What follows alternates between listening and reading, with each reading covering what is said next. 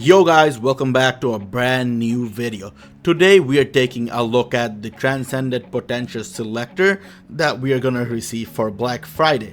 We're gonna make a tier list with all the characters that we can select from this pick. So this is what the tier list looks like. We have 5 tiers and then the unknown tier where I would put Amadeus Show because we still don't know what his uniform looks like and how good he is. But we have to keep in mind that he is turning into a speed hero most likely, so he will qualify for certain days of Alliance Battle Legends and Alliance Battle Extreme, so he might end up being a very good value character. So moving forward, the tiers are as follows: S, A, B, C, D, S being the best, A being good, P being mid, C being closer to bad, D being bad. We're going to be ranking all 45 of these characters, so yeah, let's get started. So we're first going to start with the D tier characters, the characters that I don't think are worth investing in at all. They have been washed for a long time and most likely need a rework for them to be relevant in the game. Some of these characters don't even have a uniform, like Rhino Man and Lizard. So yeah, overall they need a proper rework for them to be usable at all.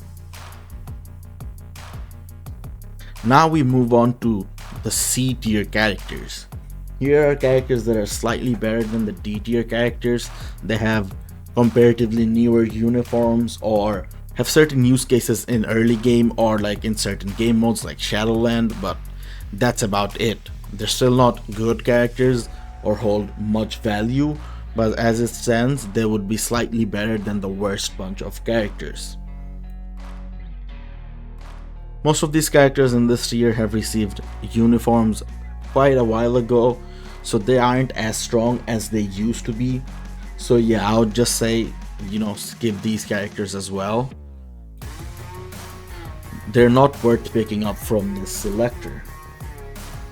That ends the C tier, so now we can move on to B tier characters. We're starting off with America Chavez. She's a decent character who's usable in PvP as a support. She has HP boost in her kit and decreased damage received from reflect by 50%. So she is a very good defensive support character, hence why you see her being used in Team Battle Arena, but her usability is limited to that.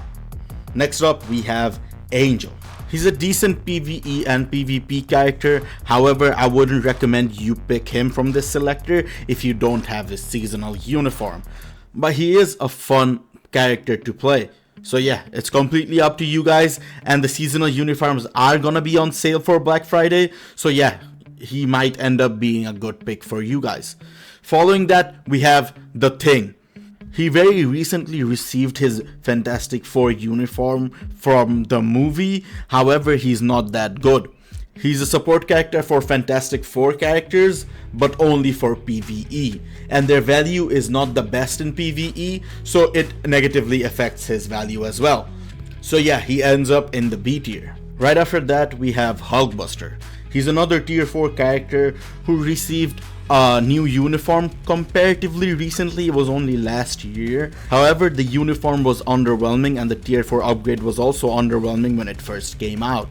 He holds some value as a PvP character, but is only used in Alliance Conquest, so I wouldn't recommend you guys building him. So he will end up at the bottom of B tier. Right after that we have Titana. With her uniform, she turns into a usable support character for strong allies, and on top of that she also has a very good leadership for combat type characters. So yeah, without a doubt she goes in B tier. Next up we have Mantis. Similar to America Chavez, she is a PvP support who's rarely used, so you'll mostly see her being used in Team Battle Arena and Alliance Conquest, but as it stands I would rank her in B tier. After that is one of the most washed tier 4 characters, Shadow Shell. She was good when she first came out as a female speed human hero character. However, ever since the release of newer characters and better characters, she's been replaced massively. So yeah, she doesn't hold much value, but since she is a tier 4 character, I'm just gonna rank her as a B tier character. Following that, we have Nebula. She is a combat female character, and that typing is pretty rare. So yeah, if you need a character for alliance battle in that restriction, you can use her. However, there are alternatives who are better. So yeah, she's borderline C, but I'm just gonna leave her at the bottom of B tier. Similarly, we have Scream, a strong character, but she doesn't have that much value in most game modes. So I'm just gonna leave her at the bottom of B tier. She could potentially be top of C. Now finally, the last addition to the B tier, we have Weapon Master. He's a strong character, but he doesn't have a tier 4, so he isn't strong enough to compete with the meta characters. So yeah, I'm just gonna leave him at the bottom of B, and finally move on to the A tier. We're starting off with Spider-Gwen. So she was meta when she first came out, but yeah, since then she has been replaced by better characters with the same typing. So yeah, she is in A. If she still was meta, I would probably put her at S. Another one of those washed characters, Moon Knight. If you don't already have Venom or Gladiator built, he is the best option you have for a combat hero character. Even though he isn't the top of the meta, he's still pretty good. Now another combat character, we have Red Guardian. He very recently received a new uniform and the tier 4. However, he's not that good. Even though he received a uniform recently, he would be in the same category as Moon Knight. So yeah, I'm just gonna leave him at like the lower A tier. Now we have Bishop. Bishop, in my opinion, is a very underrated pick from this selector because he qualifies for 3 days of the new alliance battle restrictions, the mutant male restrictions. He might end up being good for you guys. So yeah, I would keep that in mind before making my selection. Following that, we have Beast. Beast is a decent PvP support because he gives your allies HP boost along with ignore dodge. So yeah, he is towards the top of A tier. Following that, we have Medusa. She's a very good support character. However, I would have put her in S tier if she wasn't a seasonal paywall uniform. After her, we have one of the best PvP support characters in the game, Wasp. She provides your team with debuff and 20% HP, which is absolutely insane. And if you don't have a decent leadership, she also has a very good leadership that gives you attack boost, defense boost, speed boost as well. Since a lot of you guys might not be able to utilize her, I put her at the top of A, but you could argue that she deserves a spot in the S tier. Subsequently, we have Dr. Octopus. He's still top meta character, but he does have 2 alternatives. So I decided to put him in the middle of A tier because you can alternatively use Hulk or Kingpin, and both of those characters are easier to use. Even though Hulk is a bit complicated to build, Kingpin is a lot easier to build and is a lot easier to play. So yeah, I'm just gonna leave Doc Ock in the middle of A. Next, we have Human Torch. He's a very strong PvE character, but his versatility is limited to World Boss Legends. So yeah, I'm just gonna leave him near the top of A tier. With that being said, we end our A tier. Now we can move on to S tier. Starting off with Bullseye. With his recent uniform, he turned into a speed villain. And with the new changes to Alliance Battle, his value went up massively. So without a doubt, he ends up in S tier. Following that, we have one of the best supports in the game, Sif. Without a doubt, she is one of the best supports in the game, especially for free-to-play or newbie players. If you don't have her or have her uniform, be sure to pick both of those up during the Black Friday sales. Now the final addition to the list, Gamora. With the brand new changes, she received a massive value buff. She qualifies for I think 6 or 7 restrictions in Alliance Battle if you don't have Luna Snow. So she, in my opinion, is the best value pickup overall for a lot of players. So yeah, that sums up the tier list with 45 characters that we were allowed to pick in the previous Transcended Potential Selector we got. However, I think we might end up getting a few more characters. That's why I added characters you could potentially see in the pick and decided to put them in the tier list as well. So yeah, just like we started, we're gonna brush past the C and D tier and then move quickly on to the B tier. Now that we're done with C and D, we can move on to B tier. The first addition is Icon. Icon is a good character only for people who are starting off in the game. She's strong for world boss stages and clearing out the story. But other than that, she doesn't hold that much of value. Similarly, a comparatively recently released Transcended Potential character, Man-Thing, is also a strong character but only in the early stages of the game. Following that, we have Werewolf, who recently got a Transcended Potential, and along with that he also got an artifact. And that artifact has support buffs. So because of the support value, I put him at the bottom of B tier. Now talking about supports, we have Misty Knight.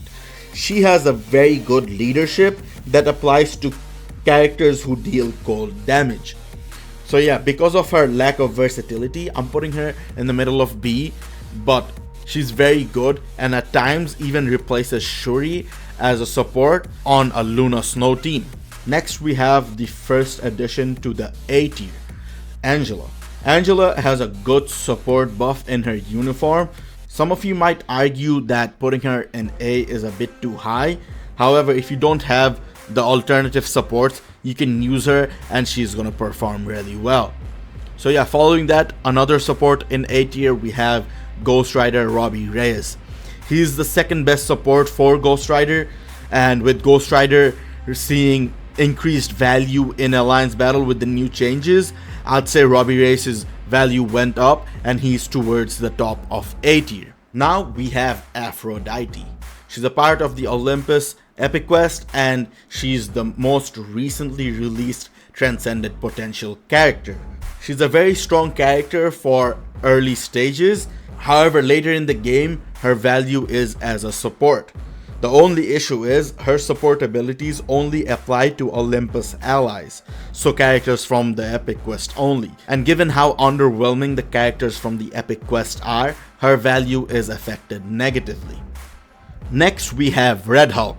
He qualifies for the combat supervillain restriction, and for that restriction there's only a couple support picks, him being one of them. So his value is massive because of the lack of supply. Now following that, we have the penultimate pick, Hellstorm. He's a decent character who recently got a rework and a tier 4. However, he's not that good to be considered as a S tier character. He's competing with the likes of Ghost Rider with the restrictions he qualifies for, and against Ghost Rider he is puny. But yeah, now we can move on to the final pick for this tier list, Mysterio. He is an insane support for Alliance Battle. He qualifies for 4 or 5 restrictions, so he would play a very crucial role in your roster. However, the only issue he has is his uniform is a seasonal uniform. If it wasn't a seasonal uniform, I would probably put him at 1 or 2 in the S tier. But as it stands, he ends up at the bottom of S tier. And that wraps up the full Transcended Potential tier list. We went through every option that we could have possibly went through and ranked them based on their value. So at the end of the day, my recommendation is simple. Pick based on what your account needs. If you're missing Alliance Battle characters, go for Gamora, go for Bullseye. If you're missing supports, go for Sif, Red Hulk, Mysterio. If you need PvP supports, pick Wasp, Mantis, America Chavez. But yeah, it all depends on what you need. If you found this breakdown helpful, be sure to drop a like and subscribe for more videos like this. Let me know in the comments who you ended up selecting and why. I'm always curious to see the different strategies you guys use. Thanks for watching, stay safe, and I'll catch you in the next one. Peace.